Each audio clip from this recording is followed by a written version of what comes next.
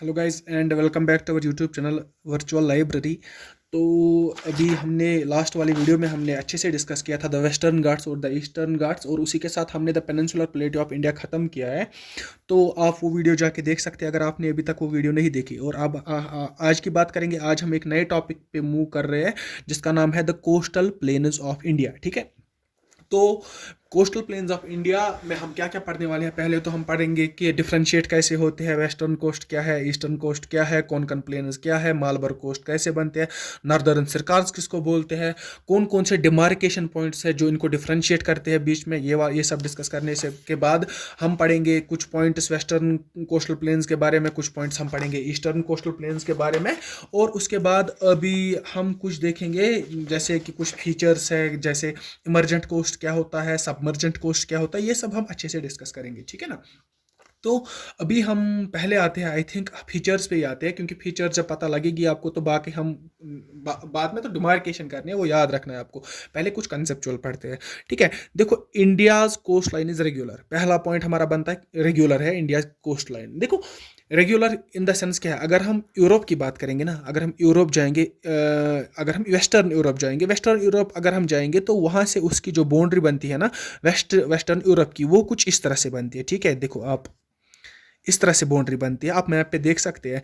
और अगर हम अपने इंडिया की बात करेंगे ना, यहाँ पे बाउंड्री कुछ इस तरह से बनती है। ठीक है, ये एक पूरा रेगुलर शेप बनाता है, और ये अगर देखेंगे ये एक पूरा इरेग्युलर शेप बनाता है। इरेग्युलर शेप बनने की वजह से क्या होता है, देखो हमारा इंडिया एक ही शेप में इधर पे बना है, एक रेगुलर शेप में बना है, इसकी ये पेनिनसुला है हमारा इंडिया का। लेकिन अगर हम वही पेनिनसुला इधर पे बात करेंगे, इधर 1 2 3 4 5 6 और भी कई सारे पेनिनसुलास बने हैं हमारे यूरोप में, वेस्टर्न यूरोप में। तो अब हम बात करेंगे, अगर एक पॉइंट यहाँ पे मुझे याद आ रहा है कि जो यूरोप है इसको हम बोलते हैं द पेनिनसुला ऑफ पेनिनसुलास। क्यों हम बोलते हैं, क्योंकि इसकी शेप ही कुछ ऐसी है, इतने सारे पेनिनसुलास जो बने हैं। लेकिन इससे हमें क्या फर्क पड़ता है, हम क्यों कोस्टल प्लेन्स में पढ़ते हैं। देखो कोस्टल प्लेन्स पढ़ना हमारे वाटर ट्रांसपोर्ट के लिए बहुत ज़्यादा इंपॉर्टेंट टॉपिक बन जाता है। और अगर मैं वाटर ट्रांसपोर्ट की बात करूंगा, ये जो इरेग्युलरिटी है ना, ये जो तो कोस्टल्स में इरेग्युलरिटी आती है ना, इसकी वजह से हमारे जो कंडीशंस होते हैं पोर्ट्स बनने के, वो फुलफिल हो जाती है, अच्छे कंडीशंस बनते हैं। इरेग्युलर जहां पे होगा, क्योंकि यहां पे चाहो एक पोर्ट बना लो, यहां पे दूसरा पोर्ट बना लो, एक पाथवे मिलता है एक पोर्ट बनाने के लिए। लेकिन वहीं पर अगर आप इंडिया की बात करेंगे, यहां पे उतनी अच्छी कंडीशंस नहीं है पोर्ट्स बनाने के लिए as compare to Europe. And Europe को हम बोलते हैं द पेनिनसुला ऑफ पेनिनसुलास। आगे चलते हैं हम, अगर हम इंडियन कोस्टल प्लेन्स की बात करेंगे, मेजर्स लेंथ ऑफ 7516.6 किलोमीटर। देखो इंडिया की जो कोस्टल प्लेन्स है ना, इंडिया के जो कोस्टल प्लेन्स है, कोस्टल प्लेन्स में स्टार्ट करता हूं। अगर हम स्टार्ट करेंगे एक्सटेंड कहां से कहां करते हैं, हम पहले डिवाइड करते हैं दो हिस्सों में, western coast and eastern coast. Western coast कौन सा वाला हिस्सा हुआ, वो सर वो वाला हिस्सा होता है जो हमारे अरेबियन सी और वेस्टर्न घाट्स के बीच में वाला एरिया पड़ेगा, उसको हम बोलते हैं the coastal plain, western coastal plains. और अगर हम ईस्टर्न कोस्टल प्लेन्स की बात करेंगे सर, जो हमारा बे ऑफ बंगाल और ईस्टर्न घाट्स के बीच में एरिया पड़ता है, उसको हम बोलते हैं द ईस्टर्न कोस्टल प्लेन्स। तो अभी हम अगर बात करेंगे तो जो टोटल लेंथ ऑफ हमारी, जो हमारी टोटल लेंथ है हमारी कोस्टल प्लेन्स की, वो है 7516.6 किलोमीटर्स, इतनी लेंथ है हमारी। और अगर अब मैं ये लेंथ डिवाइड करूंगा मैं दो पार्ट्स में, मेन लैंड्स की लेंथ कितनी है और आइलैंड्स की लेंथ कितनी है। लेकिन उससे पहले हमें पता होना चाहिए मेन लैंड होता क्या और आइलैंड होता क्या। मेन लैंड मैं बताता हूँ, जो पेनिनसुला के साथ डायरेक्टली अटैचड लैंड है ना, जैसे उड़ीसा का कोस्ट है, जैसे आंध्र प्रदेश का कोस्ट है, तमिलनाडु का, इसी तरह यहाँ से महाराष्ट्र गुजरात का कोस्ट है ना, ये कोस्ट है ना, लेकिन स्टेट्स का वो स्टेटस खुद पेनिनसुला के साथ अटैचड है। तभी मैं ये इस एरिया को, मैं इस लैंड को, मैं इस लेंथ को मैं बोलता हूँ the main land length, the main land of India. और अगर मैं मेन लैंड मेजर करूंगा, वो आता है हमारा 6100 किलोमीटर्स। और अगर वहीं पे अगर मैं आइलैंड्स की बात करूंगा, अंडमान निकोबार की बात करूंगा, मैं लक्षद्वीप आइलैंड्स की बात करूंगा, मैं यहाँ पे दमन दीव की बात करूंगा, मैं इनकी लेंथ मेजर करके टोटल लेंथ आती है हमारी 1197 किलोमीटर्स, जो कि आइलैंड लेंथ है। अगर मैं दोनों की लेंथ को सम अप करूंगा, वो आती है अराउंड अप्रॉक्सीमेटली 7516.6 किलोमीटर, जो कि हमारी total length of the coastal plains है, या तक कोस्टल लेंथ जो हमारी है वो 7516.6 किलोमीटर है। ठीक है, अगले पॉइंट पे हम चलते हैं।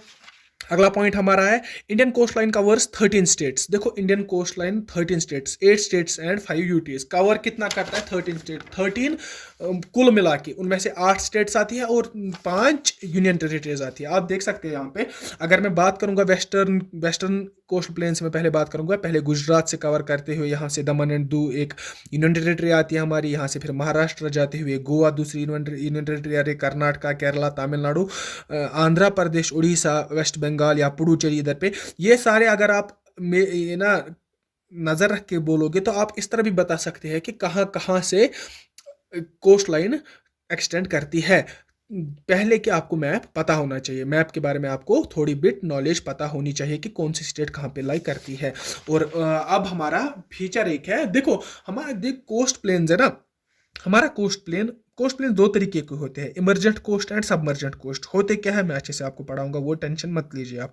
हमारा इंडिया जो है इसमें हमारा इमरजेंट कोस्ट भी आता है, सबमर्जेंट कोस्ट भी आता है। ये तो पता ही है, हमारा इंडिया बहुत बहुत ज़्यादा क्या बोलते हैं इसको, वास्ट कंट्री है, इसमें बहुत सारे फीचर्स भी मिलते हैं। तभी हम पहले ये इमरजेंट और सबमर्जेंट कोस्ट की बात करते हैं। देखो देखो पहले हम लिटरल मीनिंग देखेंगे, इमरजेंट का मतलब क्या होता है और सबमर्जेंट का मतलब क्या होता है। देखो अगर मैं बात करूं सबमर्ज की, अगर मेरे पास कुछ है, सपोज टू बी ये पेन है, मैं एक बाल्टी ले रहा हूं, उसमें मैं पानी रख रहा हूं और ये पेन मैं उसमें डुबा रहा हूं। अगर ये पेन उसमें डूब रहा है, मैं बता रहा हूं कि ये the pen is getting submerged into the water. उसी तरह सबमर्ज्ड कोस्ट वो वाला कोस्ट हुआ जो पानी में डूब जाता है या जो डूब गया होगा, उस कोस्ट को हम बोलते हैं सबमर्ज्ड कोस्ट या सबमर्जेंट कोस्ट।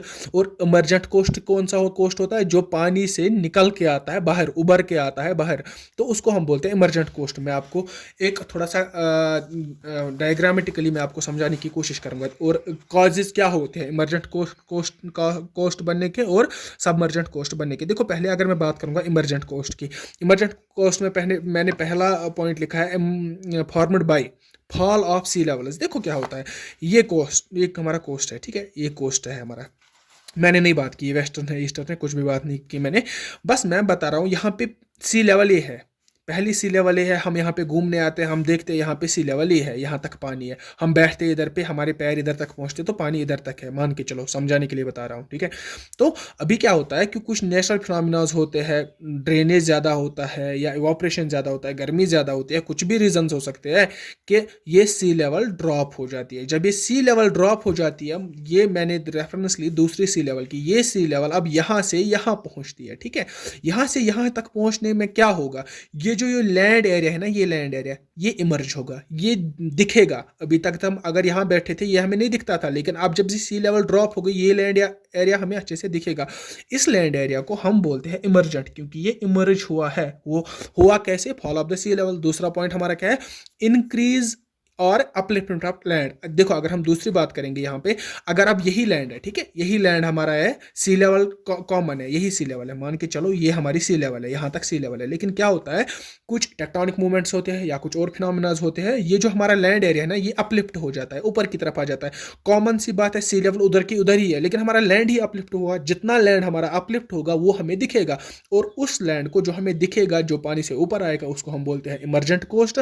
और सबमर्जेंट कोस्ट वो कोस्ट होता है जो पानी में डूब गया होगा। रीजंस हो सकते हैं कि अगर मान के चलो increase in the sea level हो गई, सी लेवल जो वाटर की सी लेवल है वो इंक्रीज हो गई। इधर पे मैं आपको दिखाऊंगा, ये हमारा लैंड है, यहाँ पे सी लेवल है। देखो पहली सी लेवल इधर पे हुआ करती थी, यहाँ तक सी लेवल नहीं है, यहाँ तक सी लेवल है। सी लेवल ये है, यहाँ की तरफ आप नहीं देखो, अभी ये सी लेवल है, ये हमारा कोस्ट है।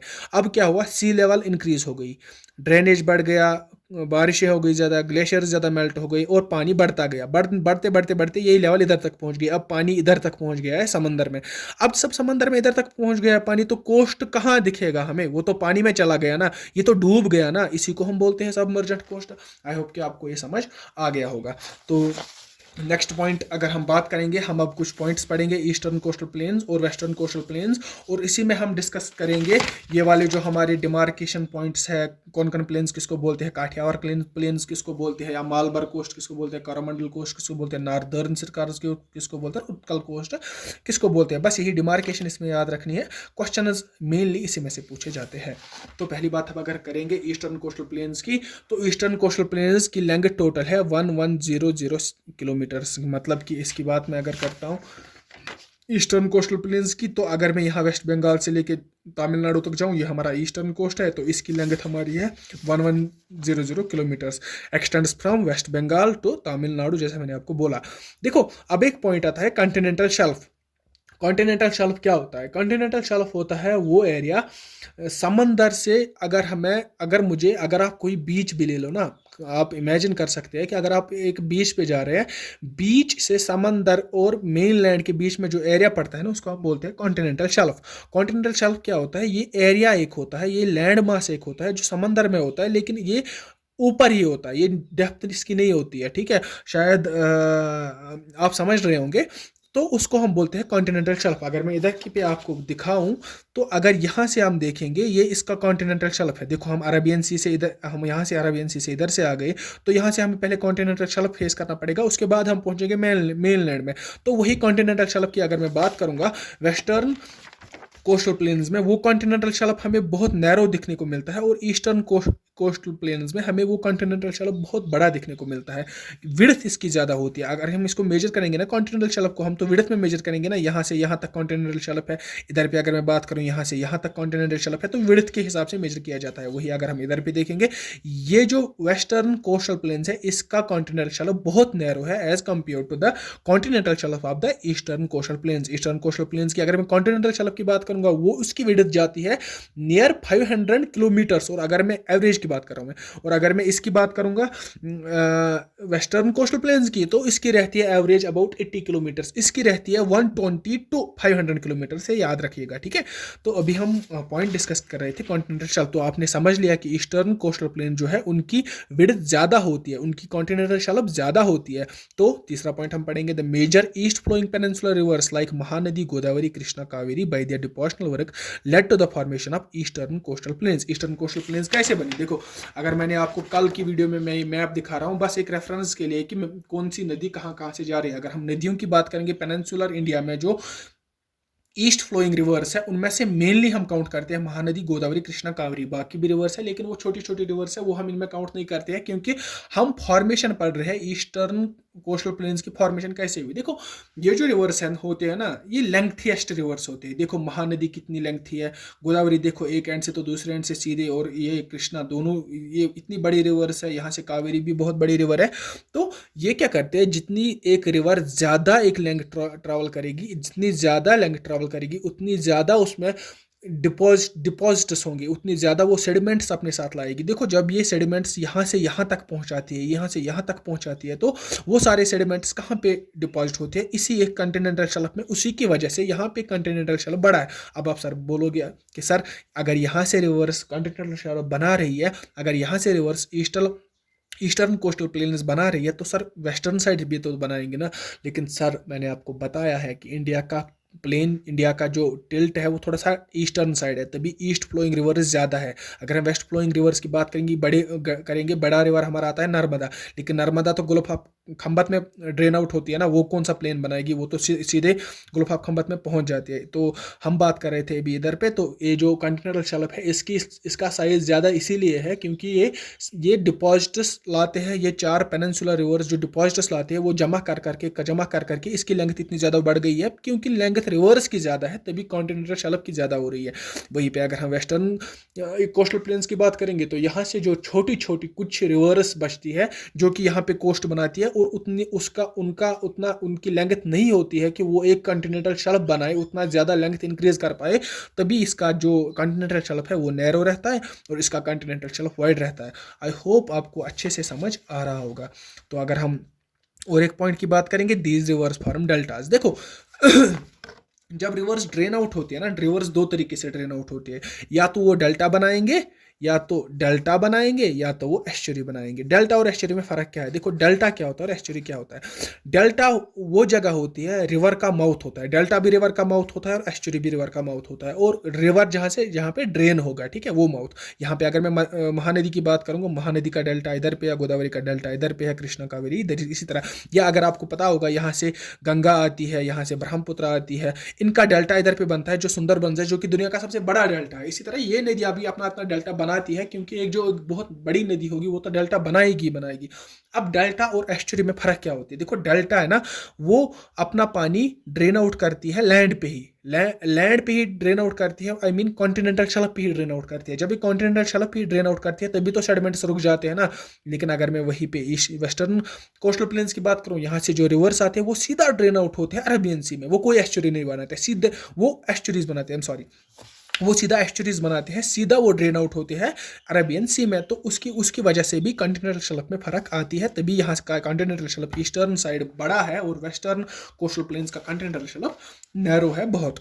तो अभी हम अगर हम ये वाला डिवीजन आपको बहुत जरूरी याद रखना है, क्वेश्चन पूछे गए इस बारे में कि कहाँ कहाँ से ट्रैवल करती है ईस्टर्न कोस्टल प्लेन्स। अगर हम पहले ही देखेंगे यहाँ पे मैप पे, अगर हम देखेंगे तो यहाँ पे अगर हम पहले बात करेंगे वेस्ट बंगाल से जाते हुए उड़ीसा, फिर आंध्र प्रदेश, फिर तमिलनाडु, ये 4 स्टेट्स में हमारी कवर करती है कोस्टल प्लेन्स ईस्टर्न वाली, ठीक है।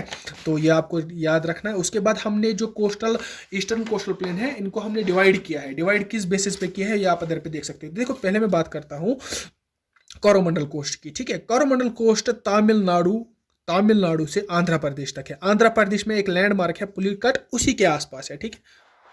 आई एम सॉरी, मुझे नहीं पता था कि आपको नहीं दिख रहा है। तो कोरोमंडल कोस्ट की अगर मैं बात करूं, कोरोमंडल कोस्ट देखो किसका डिवीजन है, ईस्टर्न कोस्टल प्लेन्स का डिवीजन है ना, हम ईस्टर्न कोस्टल प्लेन्स पढ़ रहे हैं। इसमें डिवीजन आते हैं हमारे कोरोमंडल कोस्ट, नॉर्दर्न कोस्ट नहीं है, नॉर्दर्न सिरकार्स है, ये आपको करेक्ट करना पड़ेगा इधर पे, और उत्कल कोस्ट है। ये 3 मेन कोस्ट्स हैं, ठीक है। तो अगर मैं पहले कोस्ट की बात करूं, फ्रॉम अगर मैं साउथ स्टार्ट करूं तमिलनाडु से जाते हुए, यहाँ पे अगर मैं तमिलनाडु से, इस तरह इंडिया का मैप है, तमिलनाडु से ऊपर जाते हुए आंध्र प्रदेश की तरफ मैं जाऊं, पुलिकैट लेक तक जो हमारा कोस्ट पड़ता है वो है हमारा कोरोमंडल कोस्ट। मैंने ये खुद बनाई है, ये इमेज खुद बनाई है। मुझे नहीं लगता कि इससे बेटर कोई इमेज, मैंने गूगल की थी, मैंने यूट्यूब देखा था, लेकिन कहीं पे मुझे इससे बेटर कोई इमेज नहीं देखने को मिली, तभी मैंने खुद इमेज बनाई ताकि आपको अंडरस्टैंड अच्छी तरीके से, कोई भी डाउट ना रहे। कोरोमंडल कोस्ट की अगर हम बात करेंगे, देखो तमिलनाडु से स्टार्ट होता है, यहाँ तक ये जाता है आंध्र प्रदेश तक। आंध्र प्रदेश तक कहाँ तक जाता है? पुलिकैट लेक तक। ये आपको याद रखना है, बहुत ही इंपॉर्टेंट पॉइंट बनता है। और दूसरी बात अगर मैं करूँ नॉर्दर्न सिरकार्स आंध्र प्रदेश से लेकर उड़ीसा तक जाते हैं, ठीक है। कहाँ से कहाँ तक अगर मैं लेक्स की बात करूंगा, ये जरूरी है, लेक्स याद रखना जरूरी है। Kolleru lake to Chilika lake, देखो मैंने इधर पे डिमार्केट किया है। कोलीरू लेक इधर पे आंध्र प्रदेश का ये हिस्सा है, Kolleru lake to Chilika lake Orissa, यहाँ से यहाँ तक जो पोस्ट जाता है उनको हम कोस्ट जाता है, उनको हम बोलते हैं नॉर्दर्न सिरकार्स। और उसी के बाद अगर हम उड़ीसा की बात करेंगे, ये सिंपल है कि उड़ीसा को जो कोस्ट कवर करता है उस कोस्ट को हम बोलते हैं उत्कल कोस्ट। उत्कल कोस्ट कुछ area, southern area West Bengal का करता है, लेकिन ये मेनली हम अगर उत्कल कोस्ट की बात करेंगे, हम उड़ीसा की बात करते हैं। उड़ीसा का जो कोस्ट है उसको हम उत्कल कोस्ट बोलते हैं। उसके बाद अगर चिलिका लेक से पुलिकैट लेक आंध्र प्रदेश तक हम जाएंगे, उसको हम बोलते हैं नॉर्दर्न सिरकार्स। और उधर से, और उसके बाद अगर हम पुलिकैट लेक से नीचे जाएंगे तमिलनाडु की तरफ, तो उसको हम बोलते हैं द कोरोमंडल कोस्ट। और उसी तरह से अगर हम वेस्टर्न कोस्ट की बात करेंगे, अब हम उसमें से थोड़े से पॉइंट्स पढ़ेंगे, उसके बाद उसमें भी हम इसी तरह डिवीजन अच्छे से डिस्कस करेंगे, और वो आपको जरूरी याद रखने भी है। इसके मैं फोटोज भी लास्ट में अपलोड करूंगा, आप स्क्रीनशॉट वगैरह की टेंशन नहीं लीजिएगा, वहाँ आपको फुल डिटेल में अच्छे से दिखेगा, आप नोट भी बना सकते हैं, ठीक है। तो अगर मैं यहाँ पे बात करूंगा वेस्टर्न कोस्टल प्लेन्स की, तो western coast plains at the length of 1500 kilometre runs from Surat Gujarat to Tamil Nadu, जैसे कि मैंने आपको दिखाया इधर पे, यहाँ पे गुजरात से तमिलनाडु तक जाती है। गुजरात में एक जगह है सूरत, तो उधर से लेके तमिलनाडु तक जाती है, उनको हम बोलते हैं वेस्टर्न प्लेन्स, और वेस्टर्न कोस्टल प्लेन्स। और दूसरा पॉइंट यह है कि the width of continental shelf is at an average of 80 kilometres, hence it is narrow compare to the shelf width of eastern coast. देखो वेस्टर्न कोस्ट जो है ना, ये बहुत बार पूछा गया है कि वेस्टर्न कोस्ट की विड्थ ज्यादा है, कॉन्टिनेंटल शेल्फ किसका ज्यादा है। तो आपको पता है, अब आपने समझ लिया है कि ये वाला कोस्ट जो है वेस्टर्न कोस्ट, वो नैरो है as compare to the eastern coast. Narrow क्यों है? क्योंकि जो इस कोस्ट को बनाती है, जो रिवर्स इस कोस्ट को बनाती है, उनकी लेंथ उतनी ज्यादा नहीं है, वो इतने डिपॉजिट साथ नहीं ला पाती, वो इतने सेडिमेंट साथ नहीं ला पाती, कि जिसकी वजह से वो एक बड़ा एक कॉन्टिनेंटल शेल्फ बनाएंगे। और दूसरा पॉइंट ये है कि वो सीधे डेल्टा बनाते हैं, ठीक है।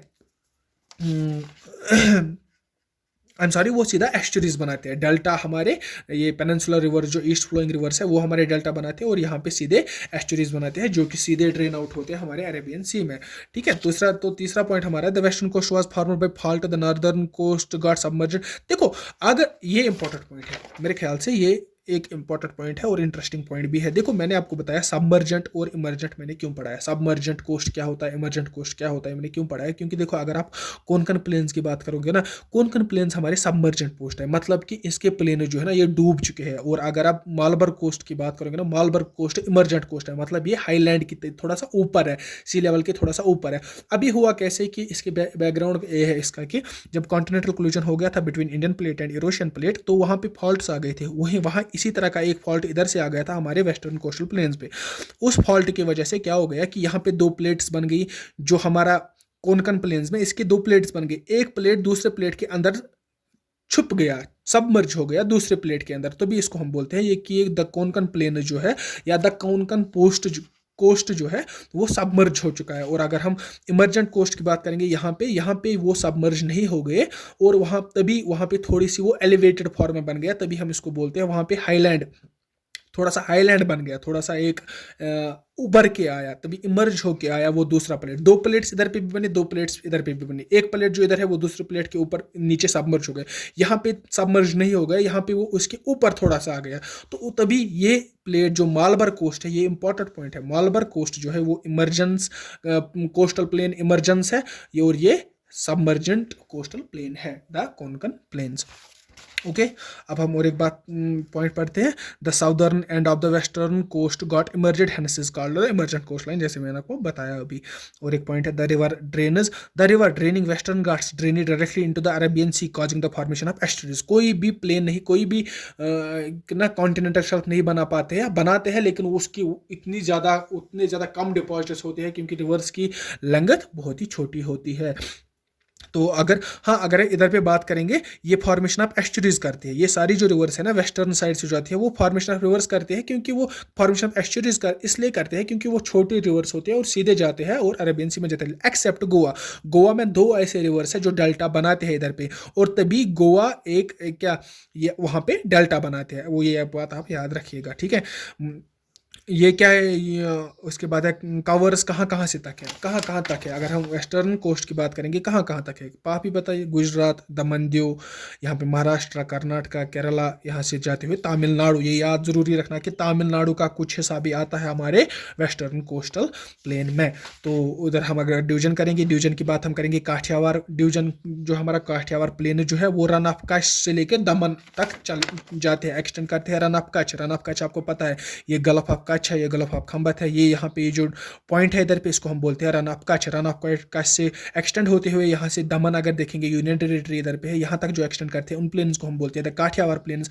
और उसी तरह अगर हम महाराष्ट्र की बात करेंगे, महाराष्ट्र को जो कवर करते हैं महाराष्ट्र से गोवा तक, अगर हम महाराष्ट्र के एंड या दमन से ही आप स्टार्ट करो, लेकिन ज़्यादा अच्छा रहता है कि महाराष्ट्र का जो कोस्टल प्लेन है उसी को हम बोलते हैं द कोंकण प्लेन्स। और कोंकण प्लेन्स में आपको मुझे ये एक रेलवे प्रोजेक्ट भी बना है, वो हम ट्रांसपोर्ट में अच्छे से पढ़ेंगे, द कोंकण रेलवेज उसका नाम ही है, ठीक है। उसके बाद अगर हम कन्नड़ प्लेन्स की बात करेंगे, कन्नड़ प्लेन्स कर्नाटका को जो गोवा से कर्नाटका को जो कवर करते हैं प्लेन्स, द कोस्ट कवर करती है कर्नाटका रीजन को, गोवा टू कर्नाटका, उसको हम बोलते हैं कन्नड़ प्लेन्स। और ये इंपॉर्टेंट नहीं है, इंपॉर्टेंट मलाबार कोस्ट है, मलाबार कोस्ट कुछ हिस्सा कर्नाटका का कवर करता है और केरला का कोस्ट कवर करता है। देखो आपको याद कैसे करना है, आपको सीधे याद करना है, देखो केरला में केरला का जो कोस्ट है वो मालाबार कोस्ट है, महाराष्ट्र का जो कोस्ट है वो कोनकन कोस्ट है, बीच में गोवा है, ठीक है। और काठियावाड़ पता ही है कि यहाँ पे Gulf of Khambhat, Gulf of Kutch, Gulf of Khambhat है, बीच में हमारा प्लेन है, उसको हम बोलते हैं काठियावाड़ प्लेन। इधर पे अगर हम बात करेंगे, मैंने आपको बताया है कि जो उड़ीसा का प्लेन है उसको हम बोलते हैं उत्कल कोस्ट, और नॉर्दर्न सिरकारज कहाँ तक है, Chilika lake to Kolleru lake, और पुलिकट लेक से तमिलनाडु तक हमारा कोरामंडल कोस्ट है। तो इसी के साथ हमारा ये कंप्लीट हो गया। अब हम इसमें पढ़ते लगून्स पढ़ते कैसे, मतलब लगून्स कैसे बनते हैं या बैक वाटर्स कैसे बनते हैं, लेकिन मेरे ख्याल से वो इसमें इंपॉर्टेंट नहीं रहेगा, हम ये इतना ही रखते हैं। वो हम अच्छे से पढ़ेंगे रिवर सिस्टम में, जब हम लेक्स पढ़ेंगे, लगून्स क्या होते हैं, बैक वाटर्स क्या होते हैं और कैसे बनते हैं, कैसे इनकी फॉर्मेशन होती है, वरना ये लेक्चर बहुत लेंथी हो जाएगा। मेरे ख्याल से इतने पॉइंट्स, जो भी इंपॉर्टेंट पॉइंट्स वो मैंने कवर कर लिए हैं। कोई भी डाउट रहा होगा तो मुझे कमेंट सेक्शन में ज़रूर बताइएगा, और प्लीज़ चैनल को सब्सक्राइब कीजिए, लाइक कीजिए, अपने दोस्तों के साथ शेयर कीजिएगा। Thank you and good bye.